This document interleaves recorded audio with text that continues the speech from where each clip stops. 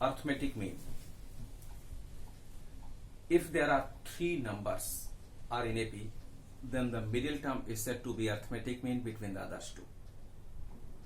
एक बार फिर सुने, if there are three terms in an AP, अगर कहीं भी थ्री नंबर्स अर्थमेटिक प्रोग्रेशन में दिए जाएं तो उसके मिडिल टर्म को ही अर्थमेटिक मीन कहा जाता है and is denoted by AM. For example, if ABC three terms are in AP, अगर ये थ्री टर्म्स अर्थमेटिक प्रोग्रेशन में है तो डेफिनेशन के अकॉर्डिंगली इसके मिडिल टर्म D को ही हमें अर्थमेटिक मीन कहना चाहिए and is denoted by AM. लेकिन जरा सोचिए थोड़ी देर के लिए, अगर ये ABC three terms arithmetic progression में है तो अर्थमेटिक प्रोग्रेशन की रिक्वायर्ड कंडीशन क्या होती है? कॉमन डिफरेंसेस इक्वल होने चाहिए. और वह कॉमन डिफरेंस कैलकुलेट कैसे होता है? B minus A meaning second minus first की जो वैल्यू आ जाए वही वैल्यू थर्ड माइनस सेकेंड के लिए भी होनी चाहिए और ये दोनों क्या होने चाहिए? इक्वल होने चाहिए. तो B minus A equal to C minus B अगर है और इसको सिंप्लीफाई किया जाए तो twice of D equal to C plus A और B इक्वल टू आ जाएगा C plus A divided by 2. और इसी B को क्या कहा जा रहा है? Arithmetic mean. It means in case of three terms middle term जिसे अर्थमेटिक मीन कहा जाता है उसे कैलकुलेट करने का फार्मूला आ गया first plus last divided by 2. एक बार फिर सुने, थ्री टर्म्स जिसमें मिडिल टर्म को अर्थमेटिक मीन कहा जाता है, इसे कैलकुलेट करने का एक फार्मूला हमारे पास आ गया first plus last divided by 2. लेकिन जरा सोचे, डेफिनेशन के अकॉर्डिंगली थ्री टर्म्स के केस में मिडिल टर्म को अर्थमेटिक मीन कहा जाएगा क्योंकि मिडिल टर्म थ्री टर्म्स के केस में ही होता है. अगर ये फोर टर्म्स एपी में होते तो क्या होता? फर्स्ट और लास्ट को निकालने के बाद मिडिल टर्म्स दो बनते तो दो अर्थमेटिक मीन्स हो जाते. फाइव टर्म्स के केस में फर्स्ट और लास्ट को निकालने के बाद थ्री अर्थमेटिक मीन्स हो जाते क्योंकि डेफिनेशन यही है, first excluding first and last term middle term is said to be arithmetic mean. तो फाइव टर्म्स के केस में तो थ्री अर्थमेटिक मीन्स हो जाते. कॉन्सेंट्रेट करके सुने प्लीज. तो जरा सोचिए थोड़ी देर के लिए, अगर फाइव टर्म्स एपी में हैं जिसमें थ्री अर्थमेटिक मीन्स में मिलेंगे और ये तीनों अर्थमेटिक मीन्स अगर फर्स्ट और लास्ट के साथ यूज कर लिया जाए तो ये पांचों टर्म्स एपी में हो जाएंगे. तो अब इन्हें कैलकुलेट करने के लिए हमारे पास दो मेथड्स हैं. एक तो अगर कहीं से कॉमन डिफरेंस की कैलकुलेशन कर लें, इसमें ऐड करेंगे यह टर्म आ जाएगा, इसमें भी ऐड करेंगे ये टर्म आ जाएगा, इसमें भी ऐड करेंगे ये टर्म आ जाएगा.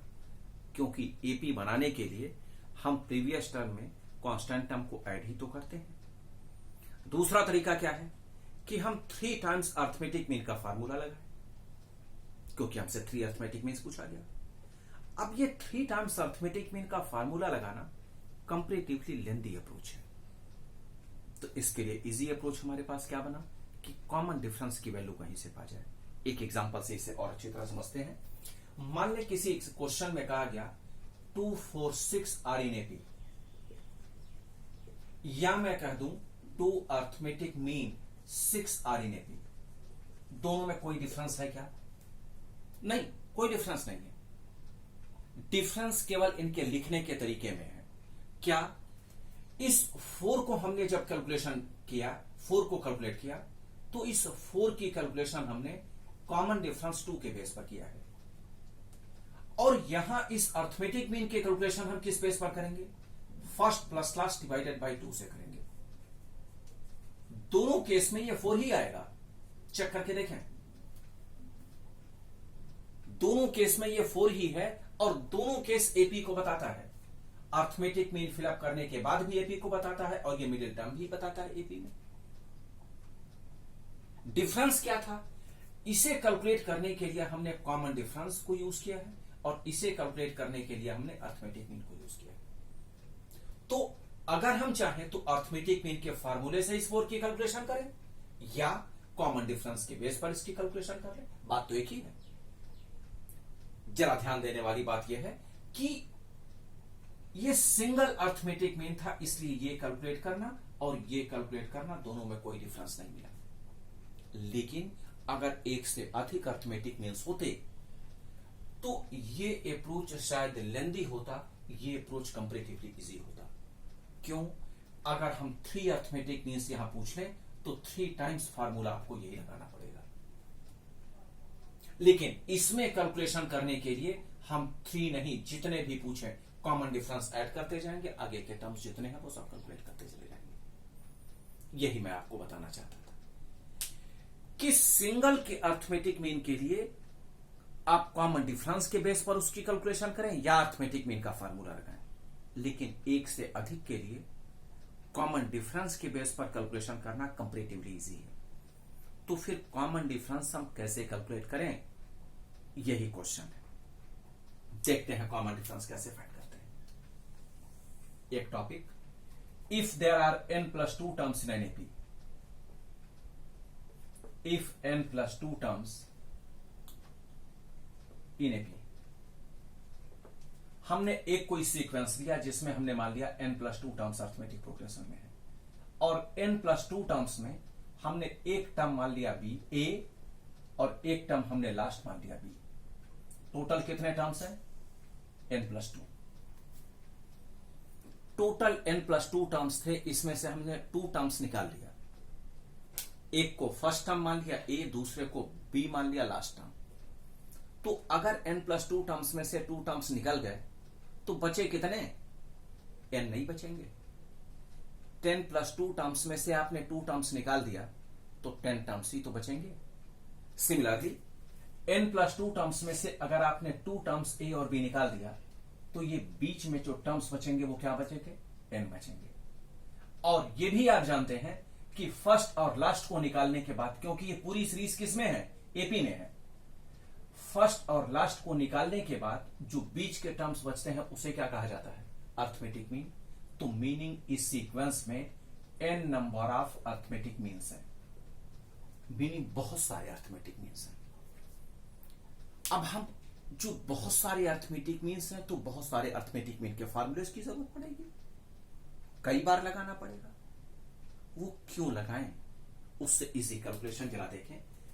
या तो हम कई बार अर्थमेटिक मीन का फार्मूला लगाकर इसे कैलकुलेट करें, या दूसरा तरीका क्या है कि हम कॉमन डिफरेंस की वैल्यू कहीं से कैलकुलेट कर लें।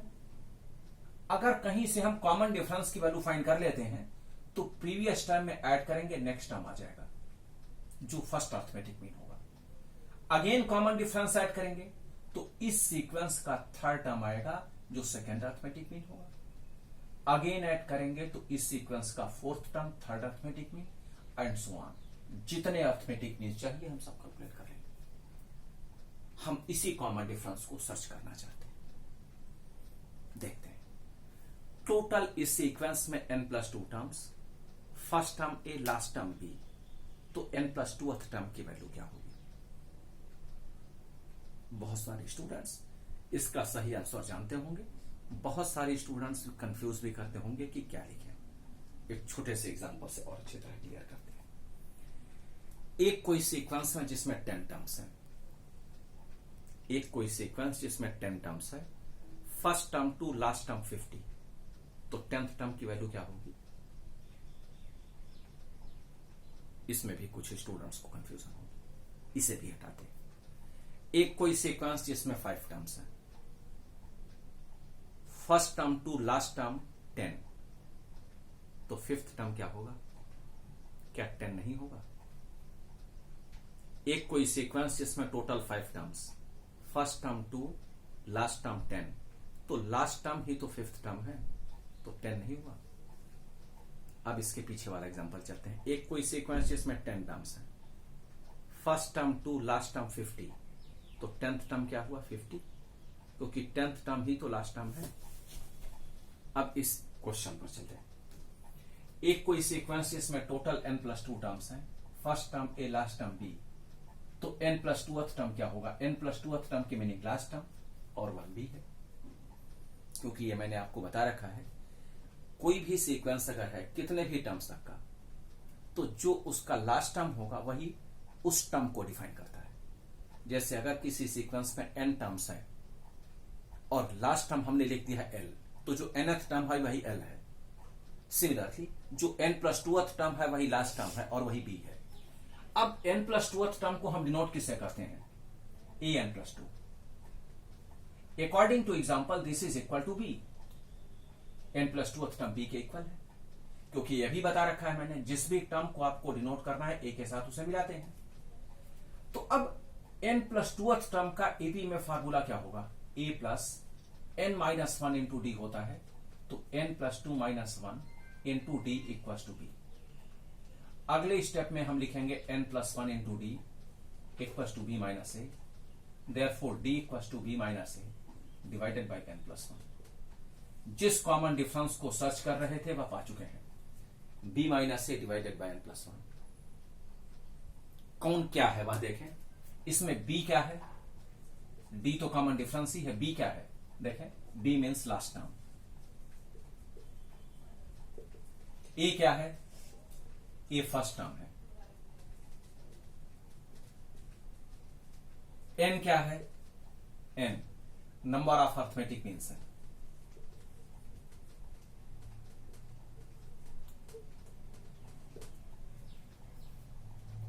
आप इस फॉर्मूले से कॉमन डिफरेंस फाइंड करेंगे और कॉमन डिफरेंस आने के बाद प्रीवियस टर्म में इसे ऐड करते चले जाएं, आगे के टर्म सारे आते चले जाएंगे। एक एग्जांपल देखते हैं। मान लें आपसे पूछा गया insert 5 arithmetic means between 5 and 95। 5 और 95 के बीच में 5 अर्थमेटिक मीन्स चाहिए। तो अब हमारे पास एक तरीका तो यह है कि हम 5 टाइम्स m का फार्मूला लगाएं। कौन लगाने जाए? छोड़ दें। देखें 5 और 95 के बीच में हमें 5 अर्थमेटिक मीन्स चाहिए, और ये हम श्योर हैं कि अगर ये पांचों अर्थमेटिक मीन्स इसमें फिलअप कर दिए जाएं तो ये टोटल टर्म्स किस में बन जाएंगे? एपी में। तो हम क्यों 5 टाइम्स एम का फार्मूला लगाएं? हम तो कॉमन डिफरेंस के बेस पर इसे कैलकुलेट कर लेंगे, क्योंकि फाइनली बनाना तो एपी ही है ना।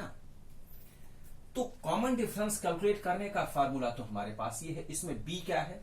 95, क्योंकि लास्ट टर्म है। a क्या है? 5 divided by n means number of arithmetic means. कितने अर्थमेटिक मीन्स बनाने हैं आपको? 5 प्लस 1, ये हुआ 90 डिवाइडेड बाई 6 दैट इज 15। अगर कॉमन डिफरेंस 15 आ चुका है, फर्स्ट टर्म 5 है तो नेक्स्ट टर्म क्या होगा? 20, नेक्स्ट क्या होगा? 35। 15 ऐड करते चले जाएं, 50, फिर ऐड करेंगे 65, फिर ऐड करेंगे 80। ये रहे आपके 5 अर्थमेटिक मीन्स। और अगर ये पांचों अर्थमेटिक मीन्स 5 और 95 के साथ आप मिला दें तो ये टोटल 7 टर्म्स अर्थमेटिक प्रोग्रेशन में हो जाएंगे। तो एग्जाम में आपसे क्वेश्चंस दो तरह से पूछे जाते हैं। एक तो एएम ही पूछा जाता है, दूसरा एपी पूछा जाता है। तो अगर एएम पूछा जाएगा तो आंसर आपका 20 से लेकर 80 तक होना चाहिए, और अगर एपी पूछा जाता है तो आपका आंसर 5 और 95 के साथ होना चाहिए, क्योंकि एपी 5 और 95 के साथ बनेगा और एएम 20 और 80 तक ही बनेगा, 20 से 80 तक, क्योंकि इसमें फर्स्ट और लास्ट को इंक्लूड नहीं किया जाता।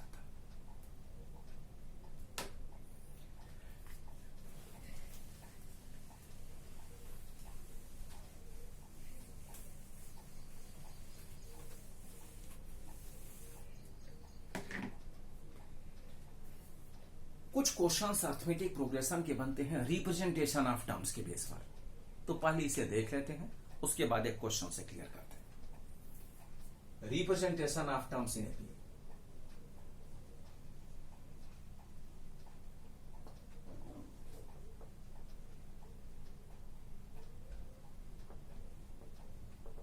बेसिकली इस टॉपिक की मीनिंग क्या है वह हम जरा देखते हैं। बहुत सारे ऐसे क्वेश्चंस होते हैं जिसमें यह कहा जाता है फाइंड 3 नंबर्स इन एपी, या फाइंड 4 नंबर्स इन एपी, या फाइंड 5 नंबर्स इन एपी। तो हम वो नंबर्स कौन कौन से ले? कुछ स्टूडेंट्स स्टैंडर्ड फॉर्म से ले लेते हैं, कोई गलती नहीं है। लेकिन रिप्रेजेंटेशन ऑफ टर्म्स में यह कहा गया कि अगर आपको 3 टर्म्स, 4 टर्म्स, 5 टर्म्स एपी में लेने हों, चूज करने हों, तो आप रिप्रेजेंटेशन ऑफ टर्म से सिलेक्ट करें टर्म्स को, इससे आपकी कैलकुलेशन इजी हो जाएगी, जल्दी आंसर तक पहुंच जाएंगे। वो टर्म्स हैं ये। अगर आपको 3 टर्म्स एपी में सिलेक्ट करना है तो आपको सिलेक्ट करना चाहिए a minus d, a plus D. अगर आपको 4 टर्म सिलेक्ट करने के लिए कहा जाए तो a minus 3d, a minus d, a plus D, a plus 3d। और अगर आपको 5 टर्म सिलेक्ट करने के लिए कहा जाए तो a minus 2d, a minus d, a plus D, a plus 2d, ये सिलेक्ट करना चाहिए। ध्यान रहे केवल रिप्रेजेंटेशन ऑफ टर्म्स में 5 टर्म्स तक के ही टर्म्स को सिलेक्ट करने के लिए कहा जाता है। अगर आप 6 टर्म्स को सिलेक्ट करना चाहते हैं एपी में तो फिर स्टैंडर्ड फॉर्म से सिलेक्ट कर लें, a plus D, a plus 2d, a plus 3d, a plus 4d and so on. लेकिन 3, 4, 5 के केस में इन्हीं में से सिलेक्ट करना चाहिए। रीजन केवल एक, कैलकुलेशन आपकी इजी होगी, जल्दी आंसर तक पहुंच जाएंगे, और कोई दूसरा रीजन नहीं। अगर आप स्टैंडर्ड फॉर्म से ही टर्म्स को सिलेक्ट कर रहे हैं 3, कोई गलती नहीं है, स्टेप्स बढ़ जाएंगे, कैलकुलेशन थोड़ी सी लेंदी हो जाएगी। लेकिन अगर 3 टर्म्स, 4 टर्म्स, 5 टर्म्स सिलेक्ट करना हो तो स्ट्रिक्टली आप इन्हीं में से टर्म्स को सिलेक्ट करें, कैलकुलेशन आपकी इजी होगी। एक एग्जांपल से क्लियर कर लेते हैं। मान लें हमसे कहा गया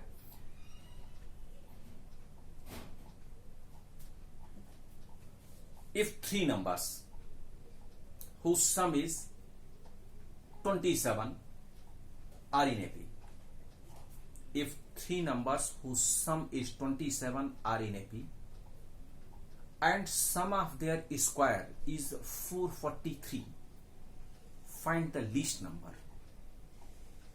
क्या मैंने पूछा? फाइंड द लीस्ट नंबर, सबसे छोटा नंबर क्या है। एक बार फिर क्वेश्चन देखें।